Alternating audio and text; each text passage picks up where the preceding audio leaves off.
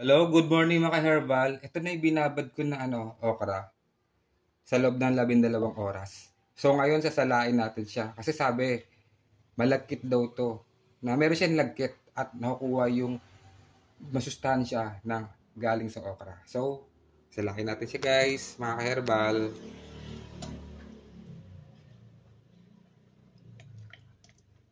O nga guys, may siya, mga herbal. Ayun o.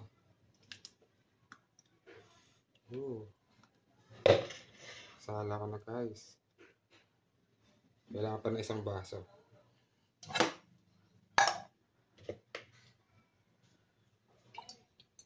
Okay.